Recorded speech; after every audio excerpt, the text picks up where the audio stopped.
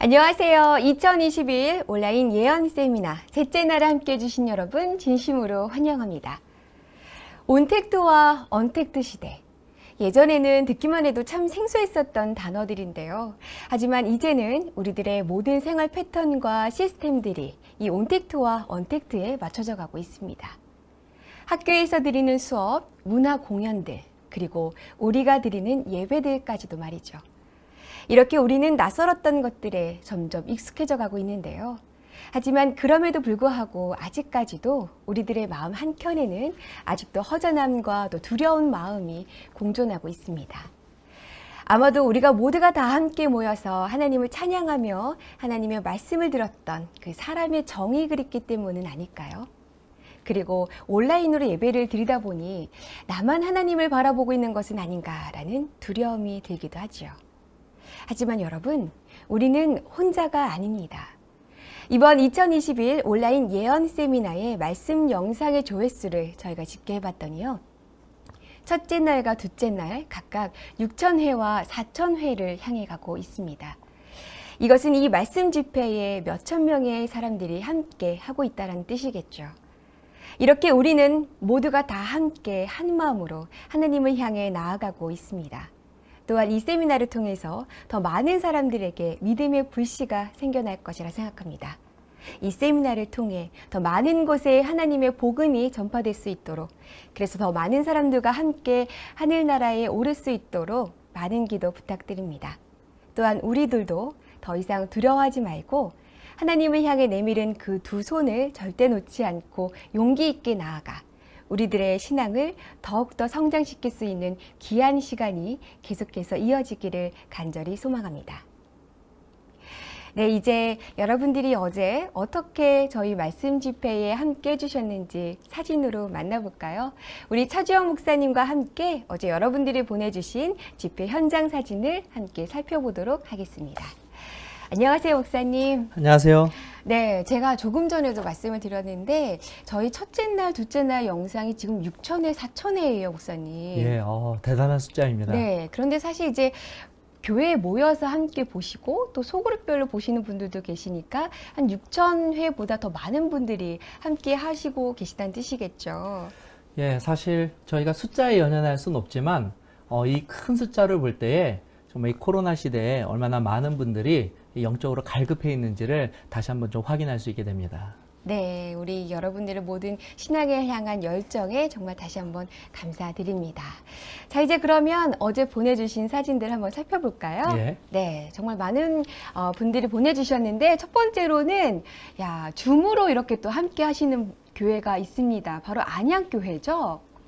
예, 제가 먼저 좀 퀴즈를 좀 드려도 될까요? 퀴즈요? 네. 예, 제가 미리 저 사진을 보고 좀 숫자를 세어봤는데요. 전체가 몇 명이 저 줌으로 참여하고 있는지 혹시 맞추실 수 있겠어요? 몇 명이요? 약속되지 않은 퀴즈 아닌가요? 한 25명 정도? 훨씬 많습니다. 훨씬요? 예. 한 35명? 예, 정확하게는 이 41분이 저 줌을 그렇군요. 통하여서 예배를 네. 드리고 있습니다. 이렇게 또 줌으로 함께하니 더 많은 분들과 함께할 수 있군요. 예, 저것도 정말 좋은 아이디어 같습니다. 네. 줌도 참 좋은 아이디어였던 것 같습니다. 또 이번에는 이렇게 방역 수칙을 지켜가면서 교회 현장에서도 다 함께 세미나에 참여해 주신 또 사진들입니다. 예, 역시 말씀드렸지만 이 교회에서 지금 함께 모여서 예배를 드리는 것은 사실 굉장히 어려운 일입니다. 하지만 저렇게 철저하게 방역 수칙을 지키면서 우리가 함께 모여서 예배를 드린다면 아마 더 큰 의미가 있지 않을까 그렇게 기대하고 또 생각이 됩니다. 네. 그리고 조금 전에 잠시 지나갔었는데요. 바로 남북교회 사진이죠. 저는 남북교회를 보고 와, 여기 교회 성도님들은 목사님의 말씀 정말 잘 듣고 있구나라는 생각이 들었거든요. 예. 어떠세요? 예, 좀 특별하게도 거의 네. 모든 분들이 이 핸드폰을 이용하여서 집회에 참여하는 모습이 굉장히 인상적입니다. 네, 어제 목사님이 핸드폰을 이렇게 한 손에 들고 보면은 팔이 너무 아플 것이다 라고 말씀해 주셨더니 그렇죠. 이렇게 다 거치대에 놓고 보시거나 아니면 이렇게 탁자에 두 손을 이렇게 대고 보고 계시네요, 목사님. 걱정이 되는 것은 이제 반 저희가 집회를 하였습니다. 네네. 앞으로도 계속해서 이 집회에 참여하셔야 되니까 특별히 손목과 목 건강에 유의하시기 바랍니다. 네. 그리고 우리 방금 전에 그 남북교회에서 두 분이 각각 혼자서 말씀 집회를 참여하고 계셨었는데 사실 예. 구도자라고 합니다, 아, 목사님. 그러시군요.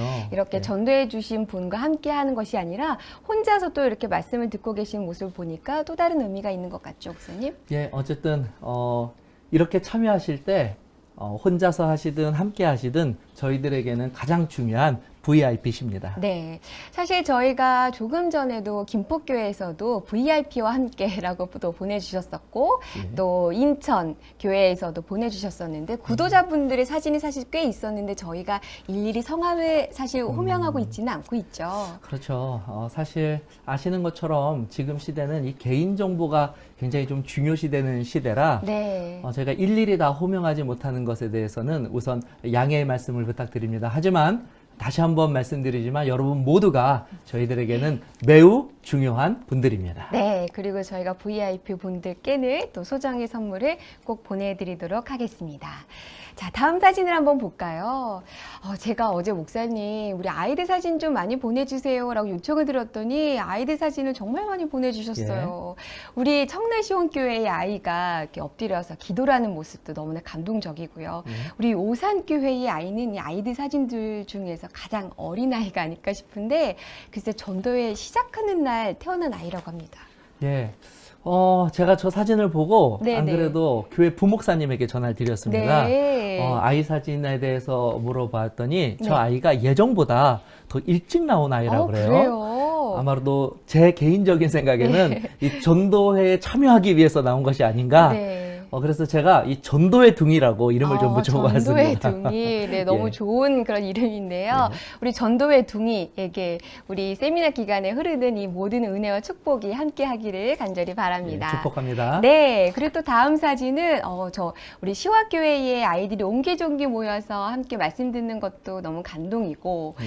또 김포교회의 저 아이의 저 뜨거운 열정이 보이시나요, 목사님? 정말 화면을 뚫고 들어갈 것 네, 같습니다. 목사님을 막 이렇게 막 강렬하게 쳐다보면서 지금 사실 퀴즈를 풀고 있대요, 목사님. 말씀 퀴즈. 그렇군요. 네. 혹시 아이의 이름을 알 수 있을까요? 아이의 이름이 이태윤입니다. 예, 우리 이태윤 어린이 오늘도 말씀 잘 듣고 100점 맞기를 제가 기도합니다. 네, 꼭 선물을 탔으면 좋겠네요, 목사님. 예, 만약에 오늘 선물을 못 받으면 연락하십시오. 제가 선물을 따로 보내드리겠습니다. 네. 자, 다음 사진은, 우리 어제 왜 목사님께서 새로남교회에 찾아가는 전도를 보고 이렇게 네. 번뜩이는 아이디어가 있으면 또 보내주세요라고 요청을 그렇죠. 해주셨는데, 우리 북외교회에 이 미션 그 표라고 합니다. 굉장히 아이디어가 좋은 그런 사진인데요. 어떠세요, 목사님?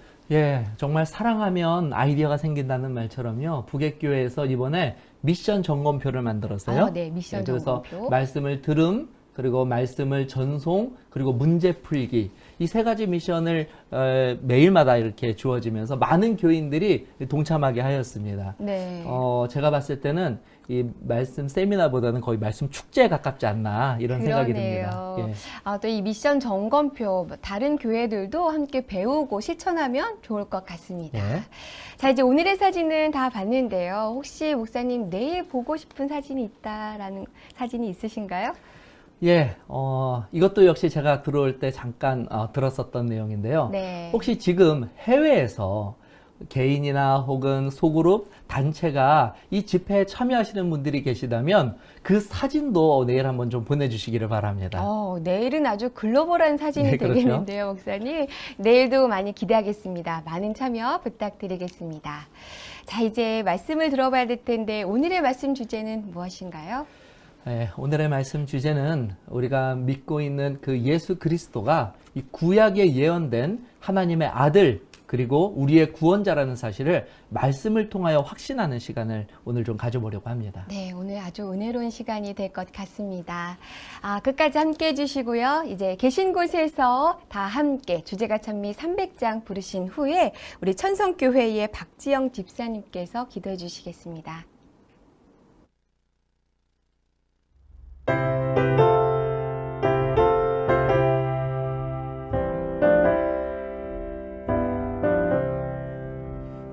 예수 앞에 나오면 모든 죄 사하고 주의 품에 안기어 편히 쉬겠네. 우리 주만 믿으면 구원함을 받으며 영생 복락 멸류관 우리가 받겠네. 예수 앞에 날마다 은총을 받으며 마음의 기쁨 넘쳐서 감사하리라. 우리 주만 믿으면 구원함을 받으며 영생 복락 멸류관 우리가 받겠네. 예수 앞에 서서 입으며 밝고 빛난 집에서 같이 살리라. 우리 주만 믿으면 구원함을 받으며 영생 복락 멸류관 우리가 받겠네.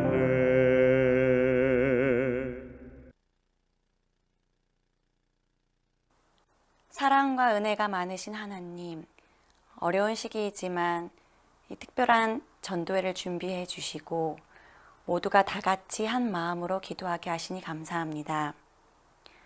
늘 부족하고 어리석은 백성이지만 저희를 불쌍히 여겨주시고 이 시간 특별히 축복해 주셔서 목사님의 말씀을 통해 성령 하나님의 임재하심을 경험하고 또 귀한 많은 열매를 맺는 시간 될 수 있도록 인도해 주세요. 전도회가 마치는 날까지 주님의 은총이 함께 하시며 주님 홀로 영광 받아주시옵기를 사랑이 많으신 예수님의 이름으로 간절히 기도합니다. 아멘. 네, 이제 호산나의 십자가 생각할 때 특별 찬양 들으신 후에 차주영 목사님의 말씀 이어지겠습니다.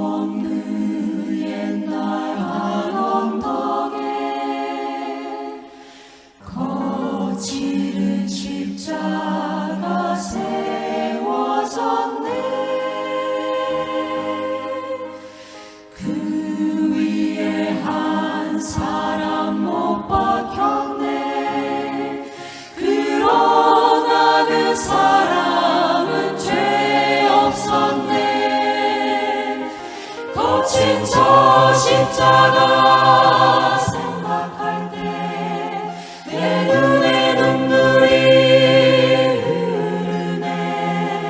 나를 위하여 지셨네. 내 죄를 인해 내 죄를 인해 주 십자가를 지셨네. 지셨네.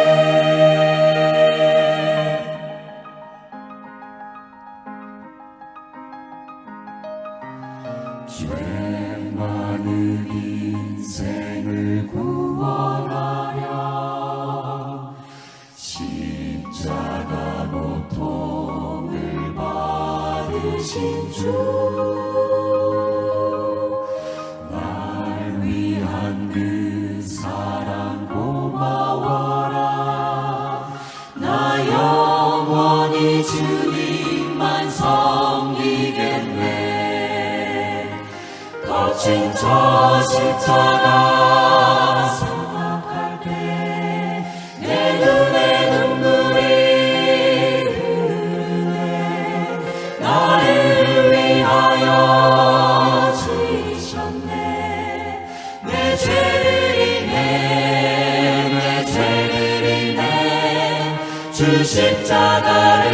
지셨네 지셨네 지셨네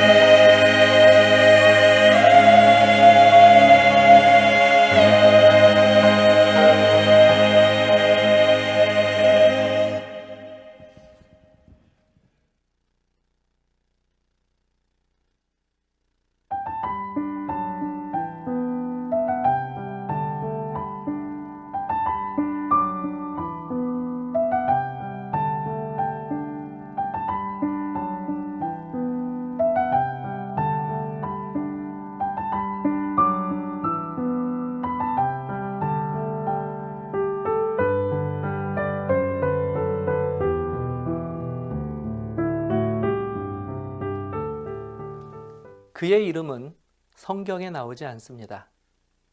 다만 그의 직분으로만 기록되어 있을 뿐입니다. 그의 직분은 백부장이었습니다.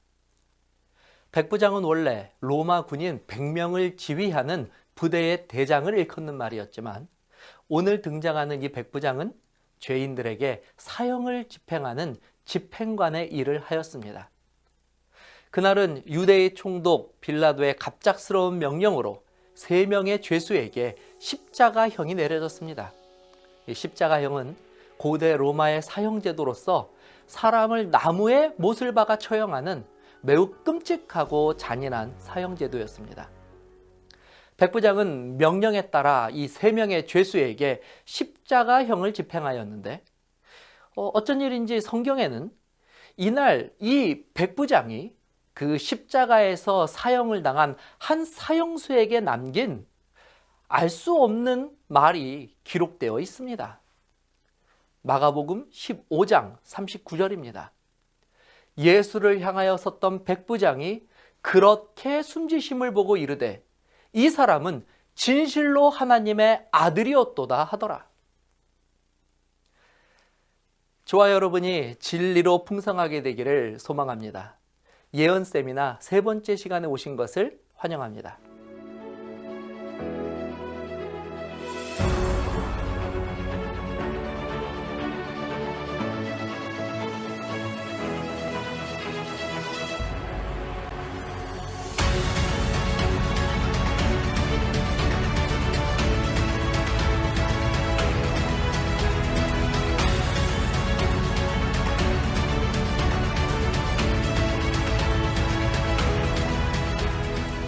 자, 이날 로마 백부장이 하나님의 아들이라고 고백한 대상은 바로 예수님이었습니다.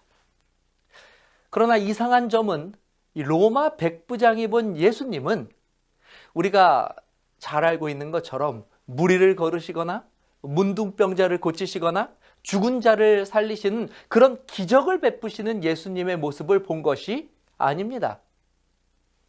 심지어 이 백부장은 예수님을 따라다녔던 제자도 아니고 게다가 유대인도 아닌 이방인 로마 병사로서 그저 예수님을 죄인으로 처형시키는 일을 했던 자였습니다. 그에게 예수님은 그저 다른 죄수들과 마찬가지로 그날 사형을 시켜야 할 죄수 그 이상도 이하도 아니었을 것이 분명한데 어떻게 이 죄수를 보고 이 백부장은 진실로 하나님의 아들이었도다라고 고백할 수 있었을까요? 여러분, 이 백부장의 고백처럼 정말 십자가에서 죽임을 당한 33살의 이 청년이 정말 하나님의 아들이 맞았을까요? 그렇다면 여기서 한 가지 궁금한 점이 생깁니다. 도대체 예수님께서는 무슨 죄목으로 그날 십자가형이라고 하는 이토록 끔찍한 처형을 당하여야만 하셨던 것일까요? 다행히 예수님의 제자들은 복음서에 예수님이 신문을 받고 그리고 사형을 당하는 그 모든 과정을 매우 세세하게 기록하고 있습니다. 다음은 예수님이 처음으로 유대인들에게 잡혀와서 이 죄목을 선고받는 장면입니다. 누가복음 22장 70절 71절입니다. 다 이르되 그러면 내가 하나님의 아들이냐? 대답하시되 너희들이 내가 그라고 말하고 있느니라. 그들이 이르되 어찌 더 증거를 요구하리요? 우리가 친히 그의 입에서 들었노라 하더라. 여기 유대인들이 예수님을 죄인으로 선고한 죄목이 등장합니다. 그 죄목이 무엇이었습니까? 예수님의 죄목은 자신을 하나님의 아들이라고 주장한 것입니다. 아마 현대를 살아가는 우리 입장에서는 아니 어떻게 이것이 사형을 시킬 만한 죄냐고 의아해하실 수도 있습니다. 하지만 당시 유대 사회에서는 자신을 신의 아들로 이야기하는 것은 신성을 모독하는 중대한 범죄였습니다. 그들의 율법에 따르면 이런 말이나 주장을 하는 자들은 당장 돌로 쳐서 죽이게 되어 있었습니다. 자, 어쨌든 예수님은 하나님의 아들이 아니면서 하나님의 아들인 척 했다는 신성 모독죄로 결국 십자가에서 사형 선고를 받게 된 것입니다. 그러므로 사실 이 십자가는 예수님이 이와 같이 자신을 하나님으로 나타내었다는 사기 행각을 사람들에게 입증하고 공표하기 위해서 유대의 지도자들이 내린 형벌이었던 것입니다. 그런데 바로 그 십자가에 달린 예수님을 보면서 이 이방인 백부장은 반대로 예수님을 향하여 이 사람은 진실로 하나님의 아들이라고 고백을 하였다는 것입니다. 정말 모순된 상황이지 않습니까? 누구는 예수가 하나님이 아니라서, 하나님의 아들이 아니라서 십자가에 매달았는데, 또 누구는 그 십자가를 보면서 그가 진짜 하나님이라고 고백하는 그런 일이 벌어지게 된 것입니다. 그리고 더욱 흥미로운 사실은 이 사건이 벌어진 지 무려 2000년의 시간이 지났음에도 불구하고 지금도 여전히 누구는 예수님의 십자가를 바라보면서 우리의 구원자 하나님이라고 고백하는 반면에 누구는 그렇지 않다고 여전히 말하고 있다는 사실입니다. 자, 여러분들은 어느 편에 서 계십니까? 물론 저는 예수님이 이 땅에 오신 하나님의 아들이라는 사실에 서 있습니다. 신학생 시절 여름방학이면 다른 과학생들과 함께 지방에 있는 작은 교회에서 진행되는 전도회를 돕는 일들을 하곤 하였습니다. 그 해도 전도회를 진행하기 위해 오전에 마을로 내려가 사람들을 전도회로 초청하는 일을 하였습니다. 그런데 그때 느닷없이 제게 한 이 동네 어르신이 다가와서 불호령을 내리는 것입니다. 그 어르신은 저에게 아니 지금 젊은 나이에 이 종교 같은 데 홀려서 이 젊음을 낭비하면 안 된다고 호통을 치셨습니다. 이 어르신의 성화가 하도 불같으셔서 저는 뭐 더 이상 어찌하지 못하고 그 자리를 피하고 다시 교회로 돌아왔습니다. 그리고 교회로 오는 그 차 안에서 줄곧 그때 그 어르신이 한 말씀이 제 안에서 맴돌기 시작했습니다. 그것은 이 종교 같은 것에 홀려서라는 말이었습니다. 저는 그날 고민하였습니다. 정말 그럴까? 나는 지금 종교에 홀린 것일까? 사실 저는 자연스럽게 신앙을 받아들인 경우입니다. 물론 개인적인 영적 체험도 있기는 하였지만 가족 모두가 당연하게 예수님을 믿고 있었기 때문에 예수님을 믿지 않는 것이 오히려 이상하게 여겨지는 환경 속에서 자랐습니다. 그리고 신학과를 입학하고 나서는 더더욱 제 주변에는 오히려 저보다 더 큰 믿음을 가지고 있는 사람들에게 둘러싸여서 시간을 보내게 되었습니다. 그러나 문제는 이 군대에서 일어났습니다.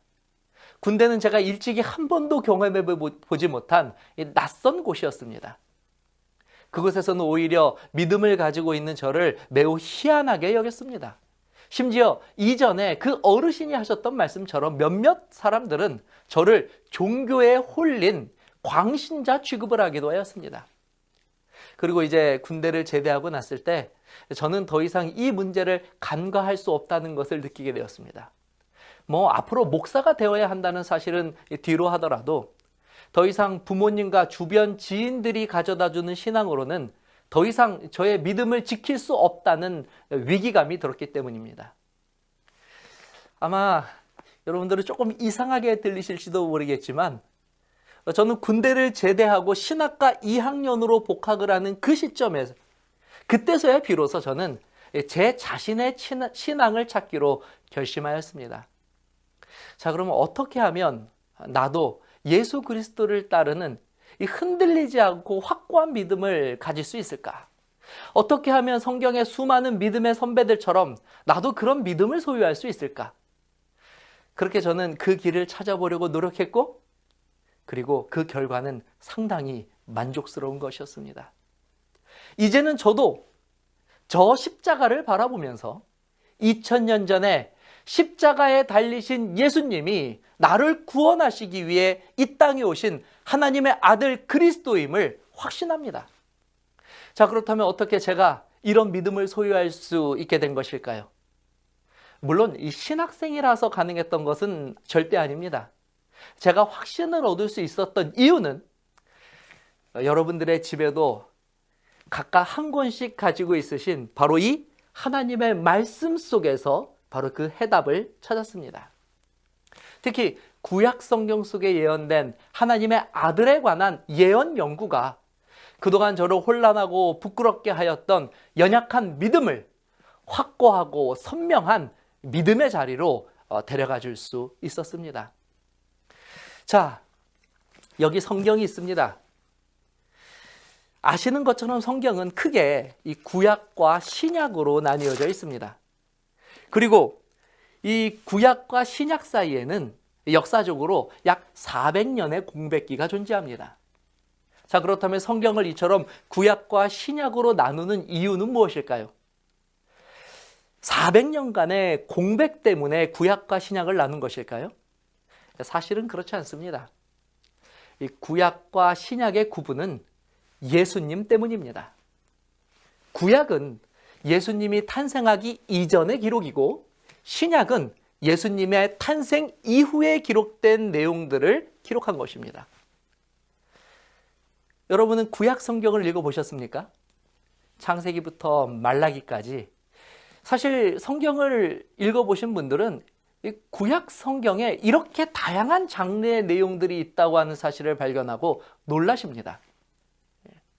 어떤 분들은 이 구약 성경이 백과사전 같다고 이야기하시는 분들도 계시고, 또 어떤 분들은 그저 단순히 이스라엘의 역사를 기록해 놓은 역사책이라고 생각하기도 합니다.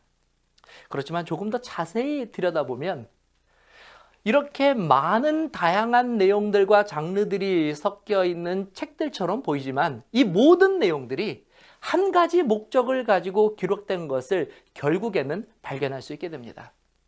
구약 성경 전체가 가지고 있는 주제, 이 목적은 무엇일까요?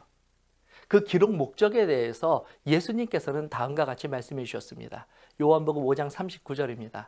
너희가 성경에서 영생을 얻는 줄 생각하고 성경을 연구하거니와 이 성경이 곧 내게 대하여 증언하는 것이니라. 예수님 당시 성경이란 아직 신약 성경이 기록되기 전이기 때문에 구약 성경을 말하는 것입니다. 그러므로 구약 성경의 기록 목적은 우리에게 영생을 주시기 위함이며, 영생을 주시기 위해서 예수님에 대한 기록들을 증언하고 있다고 예수님께서 말씀하신 것입니다. 자, 그렇다면 도대체 구약 성경 어디에 예수님에 대한 기록이 있는 것일까요? 예수님 이야기는 신약 성경부터 나오는 것이 아닌가요? 우리가 읽은 구약 성경에는 이 세상의 창조와 이스라엘의 역사 이야기, 그리고 잠언이나 시편 같은 글들이 있지만 예수님에 관한 이야기는 읽어본 적이 없기 때문입니다. 그 이유가 있습니다. 왜냐하면 예수님에 대한 이야기가 신약 성경처럼 예수님을 본 자들의 증언으로 기록된 것이 아니라 선지자들의 예언으로 기록되어 있기 때문입니다. 인류가 범죄한 직후 하나님께서는 창세기 3장 15절에 범죄한 아담과 하와에게 오셔서 다음과 같은 신비로운 말씀을 남기셨습니다. 창세기 3장 15절입니다.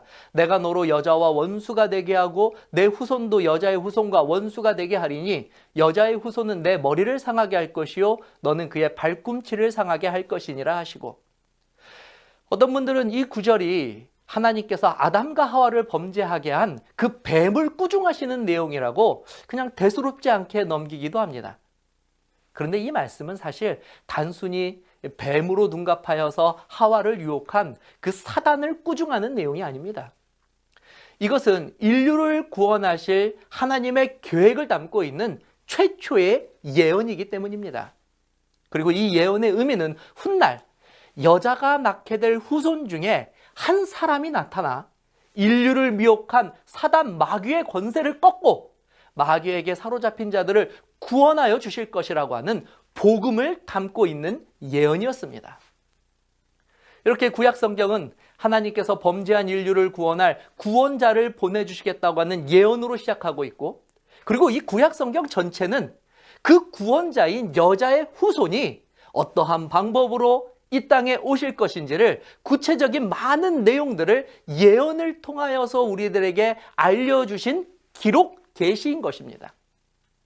자, 조금 더 쉽게 설명을 좀 드리면, 만일 제가 여러분들에게 사람이 많이 모이는 휴일에 놀이공원에서 제 딸을 좀 만나달라고 부탁한다면 여러분들은 어떻게 제 딸을 찾으시겠습니까?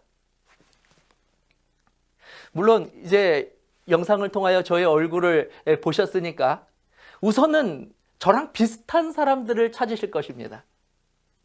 그런데 사실 저랑 비슷한 사람으로 저의 딸을 찾는 것은 거의 불가능한 일일 것입니다.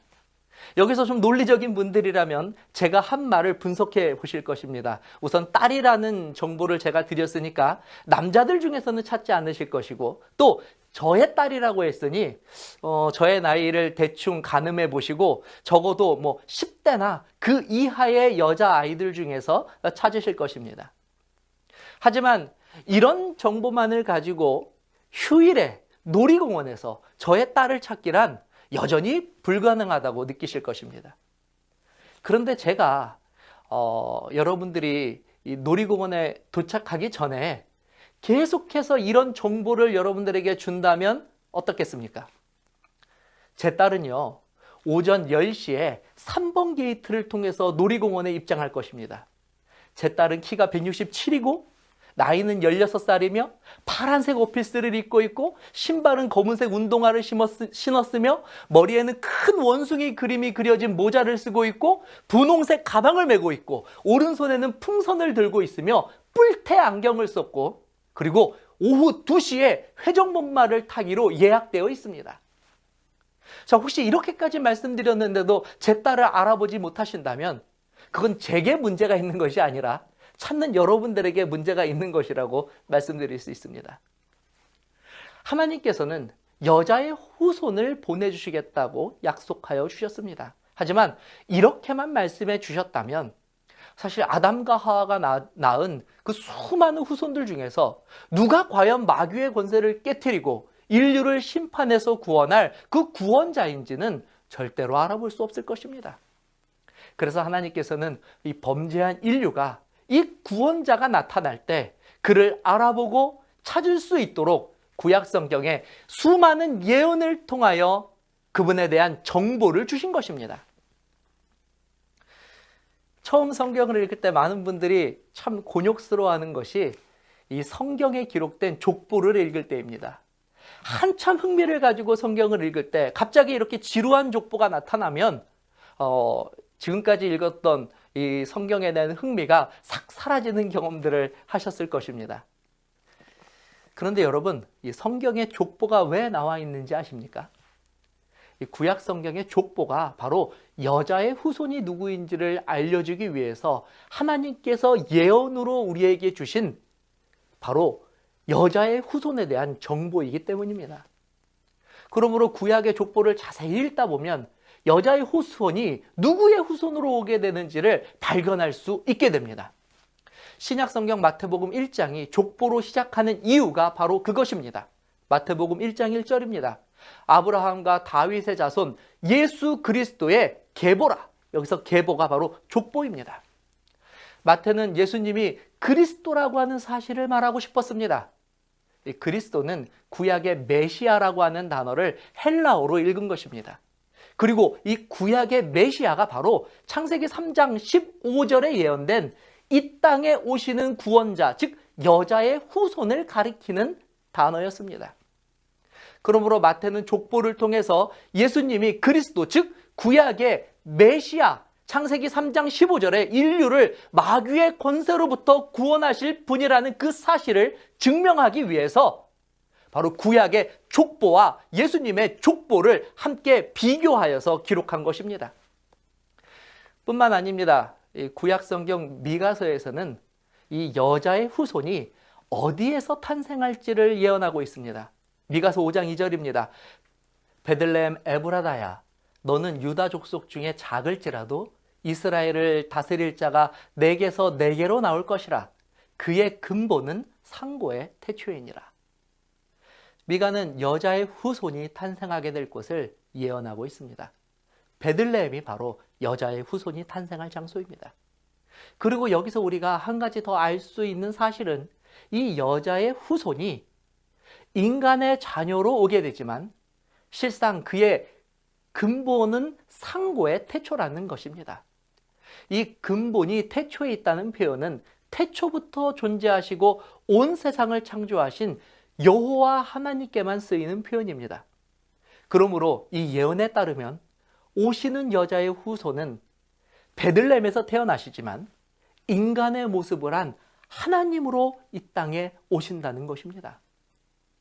여자의 후손에 대한 예언은 여기서 그치지 않습니다. 이사야 7장 14절입니다. 그러므로 주께서 친히 징조를 너희에게 주실 것이라. 보라, 처녀가 잉태하여 아들을 낳을 것이요 그의 이름을 임마누엘이라 하리라. 이 예언에서도 역시 여자의 후손은 임마누엘, 우리와 함께 하시는 하나님이라는 동일한 정보를 주고 있으며 덧붙여서 그분은 처녀가 잉태하는 것을 통해 이 땅에 탄생하게 된다고 예언하고 있습니다. 사실 이것은 현실 세계에서는 불가능한 일입니다. 아니, 어떻게 처녀가 임신을 할 수 있겠습니까? 이것만 놓고 보면 굳이 구약 성경에 다른 예언들이 필요했을까 하는 생각마저 듭니다. 아무리 다른 많은 예언들이 있다고 하더라도 이 한 가지 예언이 진짜로 성취가 된다면 여자의 후손으로 오실 분이 누구인지는 너무나 분명하게 밝혀낼 수 있기 때문입니다. 그리고 정말 이런 일이 일어났습니다. 인류 역사상 유일하게 처녀의 몸에 잉태되어 태어나신 분이 계십니다. 그분이 누구십니까? 나사렛 예수입니다. 지금으로부터 2000년 전 유대 땅에 마리아라 불리는 한 여성이 처녀의 몸으로 한 아이를 임신하는 놀라운 일이 실제로 일어나게 됩니다. 여기서 더 놀라운 것은 이 아이가 태어날 때쯤 로마 황제가 갑작스럽게 모든 유대인들은 자신이 태어난 곳으로 가서 반드시 호적을 하라는 명령을 내립니다. 마리아도 할 수 없이 그들이 살고 있었던 이 갈릴리 지역을 떠나서 다윗의 후손이었던 남편 요셉의 고향 베들레헴으로 내려가게 됩니다. 그리고 결국 그곳에서 아이를 출산하였다는 사실입니다. 방금 우리는 짧게 나사렛 예수의 출생의 기록들을 살펴보았습니다. 그리고 우리는 나사렛 예수의 출생과 구약에 예언된 여자의 후손에 대한 예언들이 하나도 빠짐없이 모두 일치하며 또 성취되고 있음을 발견하게 됩니다.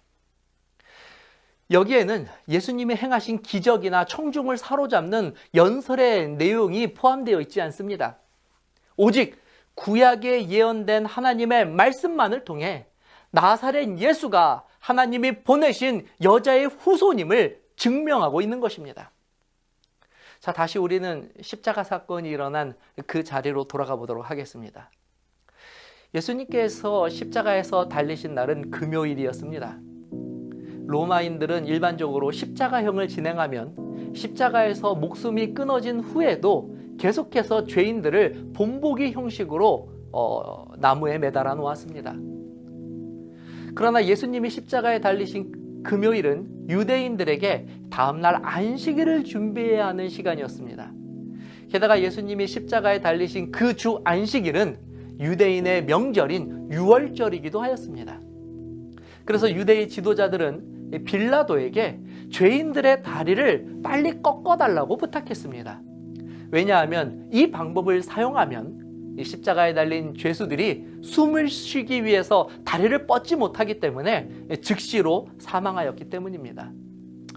물론 이것은 고통당하시는 예수님을 위해서 한 요구는 결코 아니었습니다. 오히려 그들은 예수님의 다리를 꺾음으로 그의 죽음을 더 수치스럽게 만들 수 있을 것이라고 여겼고, 그렇게 함으로 그들은 이 죄수들의 처형을 안식일 전에 끝내고 그 시체를 빨리 처리하는 이 두 가지 이득을 다 얻기를 원했기 때문입니다. 결국 이 요구에 따라 빌라도는 군인들에게 이 죄수들의 다리를 부러뜨리라는 명령을 내렸습니다. 그런데 어떻게 된 일인지 로마의 군병들이 예수님께 왔을 때 예수님은 이미 숨을 거두신 후였습니다. 그래서 다른 두 죄수의 그 다리는 부러졌음에도 불구하고 예수님은 어떤 뼈도 부러지지 않은 채 십자가에서 죽음을 맞이하셨습니다. 그런데 구약성경 시편에는 오실 여자의 후손에 대한 다음과 같은 예언이 기록되어 있습니다. 시편 33편 20절입니다. 그의 모든 뼈를 보호하시며 그 중에서 하나도 꺾이지 아니하도다. 예수님이 십자가에 달리신 안식일은 유월절이었다고 제가 말씀드린 것을 기억하실 것입니다. 유월절은 이스라엘 백성들이 자신을 구원하신 하나님의 은혜를 기억하며 양을 잡아 하나님께 제사를 드리는 명절이었습니다. 그런데 그 양을 잡아 제사를 드릴 때에 한 가지 규례가 있었습니다. 민수기 9장 12절입니다. 아침까지 그것을 조금 더 남겨두지 말며 그 뼈를 하나도 꺾지 말아서 유월절 모든 율례대로 지킬 것이니라. 그렇다면 왜 이스라엘 백성들은 하필 양을 잡아서 제사를 드렸을까요? 왜냐하면 그들이 출애굽을 할 당시 하나님의 마지막 10번째 재앙이 애굽이 내려질 때 그들이 양을 대신 잡아 그 희생으로 말미암아 그들의 생명이 구원을 받았기 때문입니다. 이후 하나님께서는 모세에게 제사 제도를 명령하시면서 범죄한 죄인들이 자신들의 죄를 대신할 양을 잡도록 명령하셨습니다. 그러므로 유대인들에게 양이란 자신들의 죄를 대신하여 죽임을 당하는 대속물인 동시에 그들을 구원하시는 구원자이신 하나님의 아들을 상징하는 것이었습니다. 그래서 침례 요한은 예수님을 보자마자 이렇게 소리쳤던 것입니다. 보라, 세상 죄를 지고 가는 하나님의 어린 양이로다. 왜냐하면 침례 요한에게 있어 예수님은 구약의 모든 예언을 성취하며 이 땅에 오신 분으로서 범죄한 인류의 모든 죄를 대신 지고 죽임을 당할 바로 그 유월절 어린 양이라고 하는 믿음이 있었기 때문입니다. 그리고 바로 이 침례 요한의 고백처럼 예수님은 유월절 양 잡는 시간에 다리가 꺾이지 않은 채로 돌아가셨습니다. 예수님은 십자가의 다른 죄수들과 분명 달랐습니다. 수없이 많은 죄수들을 십자가에 처형시킨 이 백부장의 눈에 이런 예수님의 모습은 분명 충격적이었을 것입니다. 그분은 다른 죄수들처럼 반항하지도 않았습니다. 몸부림치지도 않았습니다. 심지어 자신을 죽이려는 자들을 향하여 저주를 퍼붓지도 않았습니다. 그리고 예수님은 오히려 이렇게 말씀하셨습니다. 누가복음 23장 34절입니다. 이에 예수께서 이르시되 아버지 저들을 용서하여 주옵소서 자기들이 하는 것을 알지 못함이니이다.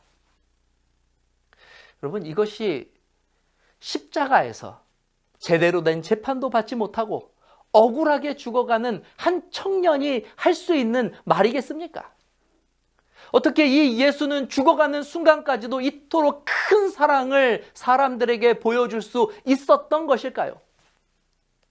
하지만 십자가의 예수님의 말씀은 이것뿐만이 아니었습니다. 예수님은 직접적이고 공개적으로 자신이 누구인지 깨달아 알 수 있는 말씀도 하셨습니다. 요한복음 19장 30절입니다.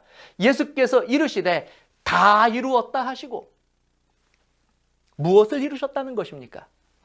십자가에서 이룰 수 있는 것이 무엇입니까? 그곳은 모든 것이 끝나는 곳입니다. 죽음만이 있는 곳입니다. 그런데 예수님은 십자가의 죽음으로 마침내 다 이루셨다고 선포하셨습니다. 학자들은 이 구약 성경에 적어도 300개가 넘는 이 여자의 후손에 대한 예언이 있다고 말하고 있습니다.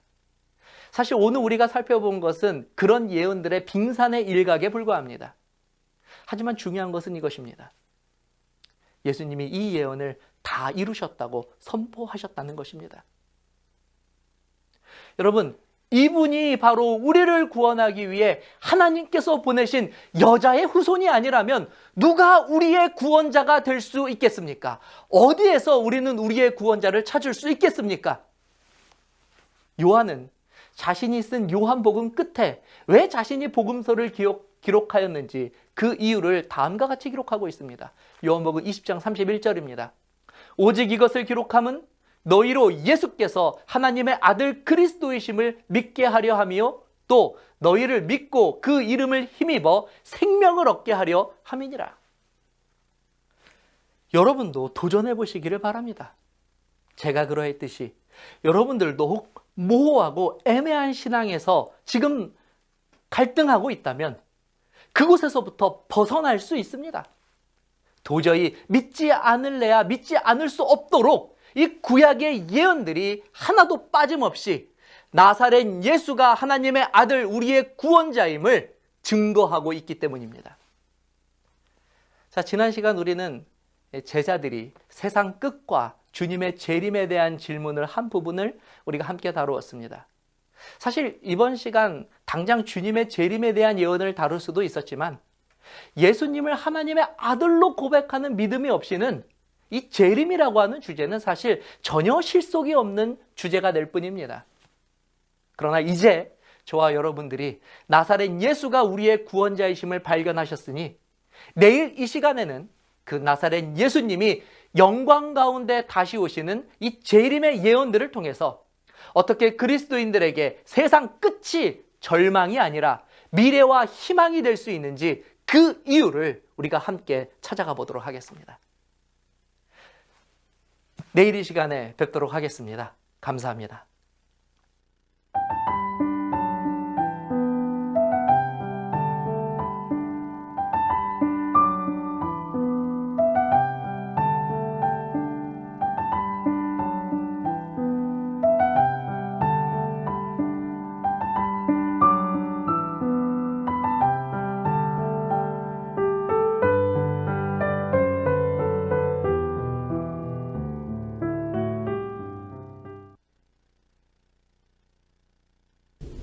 안녕하십니까.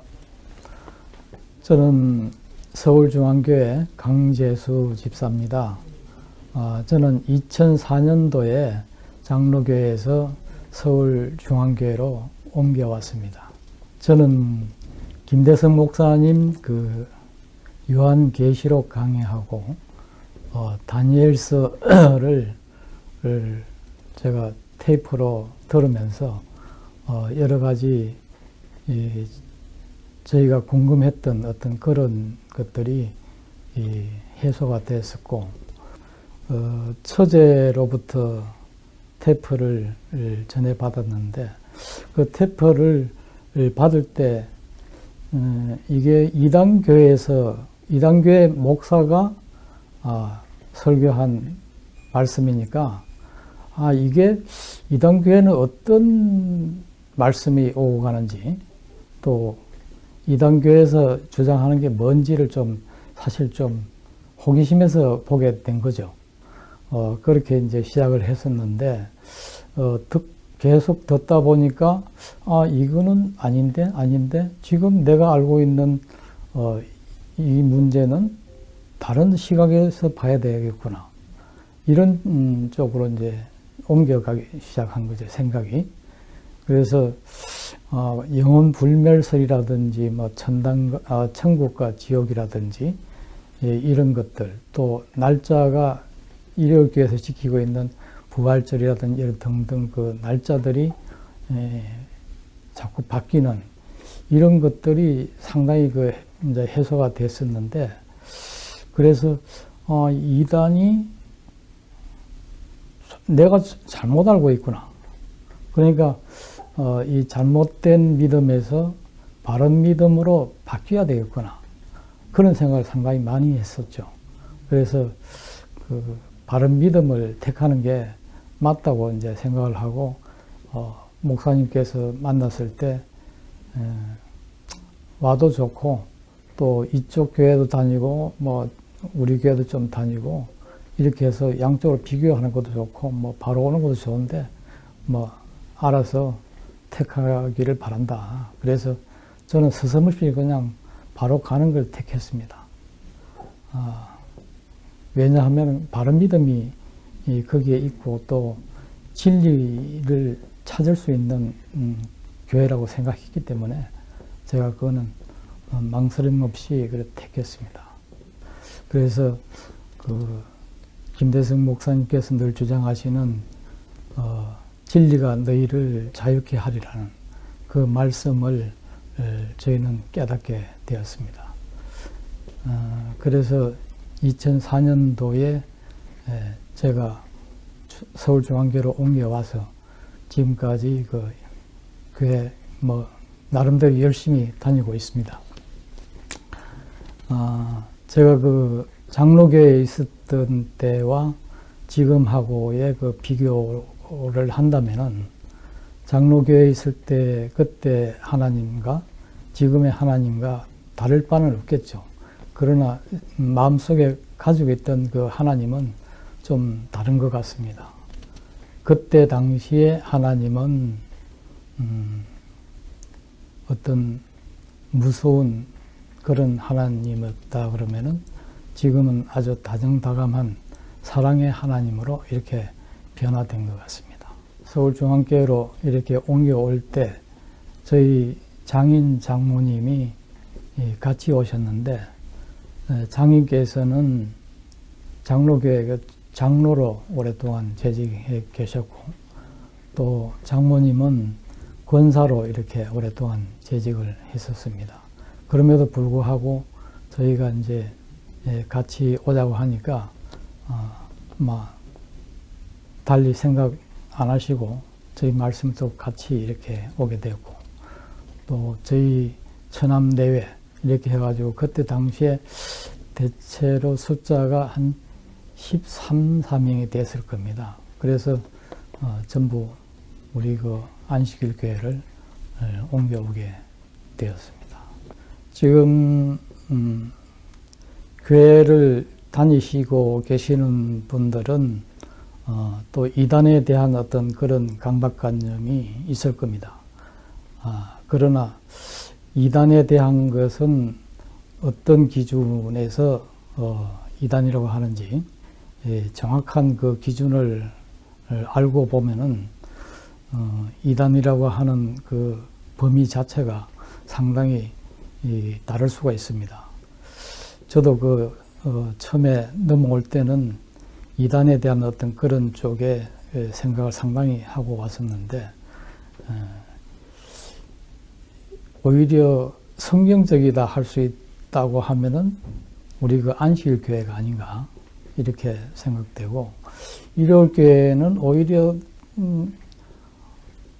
접촉점이 그 철학과 관련된 그런 쪽하고 상당히 접해져 있다고 저는 판단을 했습니다. 그래서 저는 망설임 없이 택하게 되었는데 지금 교회를 다니시는 분들은 이단에 대한 어떤 그런 쪽에 상당히 교회에서 강조하는 점도 있고 한데 그거는 조금 더 살펴볼 사항이라고 생각되고 또 아직 교회를 접하지 못한 분들은 서슴없이 이쪽 길로 오시는 게 진리를 찾는 길이 아닌가. 또 인생에 대한 어떤 그런 삶에 상당한 그 가치가 있는 삶으로 변화될 수 있는 길이라고 저는 생각됩니다. 그래서 이 기회를 통해서 결정을 하시게 된다면은 뒤도 돌아볼 필요 없다 이런 생각을 합니다. 그래서 적극 권하고 싶습니다. 감사합니다.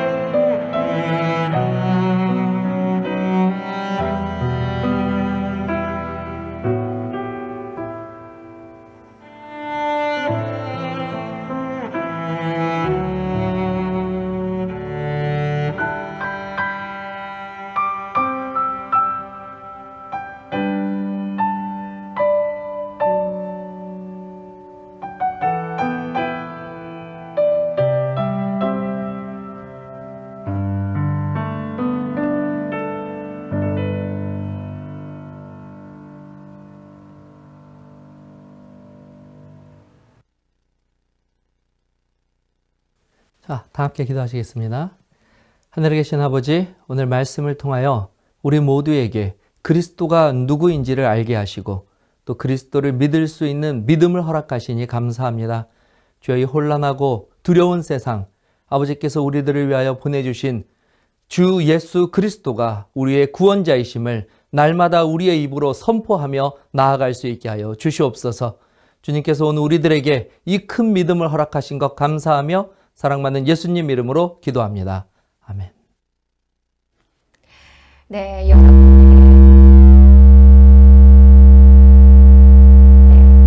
여러분들은 예수 그리스도가 우리의 구원을 위한 메시아라는 사실에 대한 믿음 굳건하신가요? 그 예수 그리스도에 대한 믿음의 해답은 바로 성경에 있다고 말씀을 해주셨습니다. 우리가 말씀을 항상 가까이 하고 말씀대로 살아가고자 노력한다면 그 해답을 저절로 깨달을 수 있겠죠. 오늘 밤 예수 그리스도에 대한 믿음을 다시 한번 생각해 볼 수 있는 시간 되셨으면 좋겠습니다. 자, 이제 끝날 시간인데요. 여러분, 오늘도 잊지 않으셨죠? 자리를 뜨시기 전에 오늘도 여러분들이 어떻게 세미나에 참여하셨는지 사진을 좀 많이 찍어서 보내주셨으면 좋겠습니다. 다양한 아이디어가 있는 또 다양한 형태의 사진을 보내주시면 저희가 내일 또 소개를 해드리겠습니다. 그리고 저희가 정정해 드릴 게 있는데요. 오프닝 때 미션 점검표를 보내주신 교회로 부객교회라고 저희가 소개를 해드렸는데 바로 신산교회라고 합니다. 다시 한번 좋은 아이디어 보내주신 신산교회 감사드립니다. 자, 이제 그럼 내일의 말씀 주제를 소개해 드리겠습니다. 내일은 바로 재림, 가장 확실한 소망에 대해서 말씀해 주시겠습니다. 내일도 많이 참여해 주시기 바랍니다. 내일 저녁 7시 30분 잊지 마시고요. 늦은 시간까지 함께 해 주셔서 감사합니다.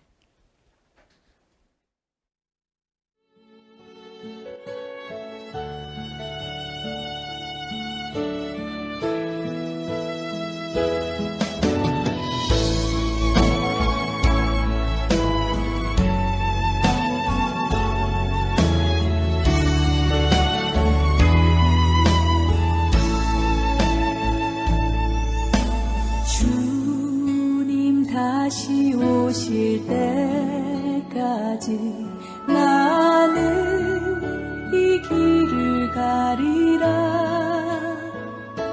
좁은 문, 좁은 길,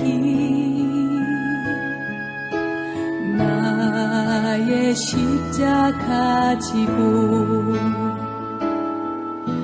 나의 가는 이 길 끝에서